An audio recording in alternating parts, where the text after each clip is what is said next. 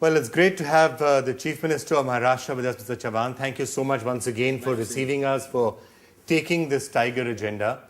I think it's the need of the hour. And unless we all make it a people's movement, I don't think this is going to work. So it's less, I congratulate you for taking up this cause. As far as Maharashtra is concerned, we have right from the beginning a very good forest department. Protected areas of forests are looked after properly. We have declared eco-sensitive zones around these forests so that people don't encroach upon them, get into them and kill the animal. And we have tightened up our machinery. I'm happy to say that you already said yes to about 4 or 5 of the items in the agenda that we were going to bring to you. So let me just see which of them I can get your assent to. Item number 1 was notifying buffer zones around tiger reserves. Yes. Is that something which you think? Yes, we have already declared some buffer zones. Others also are in process. Wildlife is a part of the forest treasure. So let's preserve our treasure.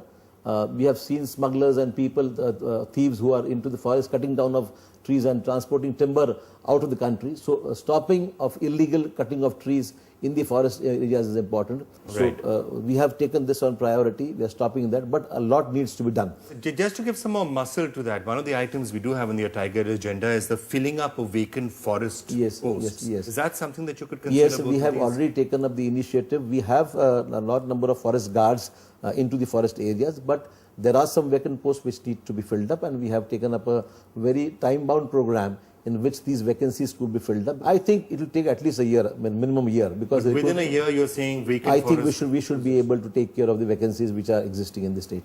And a special tiger protection force, is that something you've considered? Yes, to that extent, I think the forest department is doing that.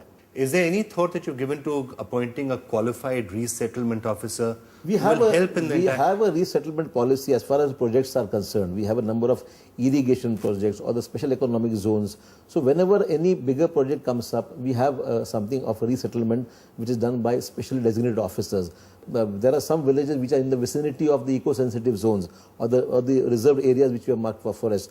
It's a difficult task. Where people are cooperating, where people think that they will help the government, they are most welcome. We will take up the initiative, and whoever cooperates will give the best terms to them. Vikram, that's a fantastic thing, because that is what the resettlement officer is required. There are more than 120, 130 villages that want to move out because they want to move closer to We will ensure that wherever people are cooperating, we will take them on Fantastic. priority. That's a great assurance. To get one final point, actually the only remaining point that we really had on the tiger agenda for Maharashtra was in a couple of the national highways. National Highway 7, of course. Yes. If it goes through Pench, it is going to cause a certain amount of disruption to that particular national park.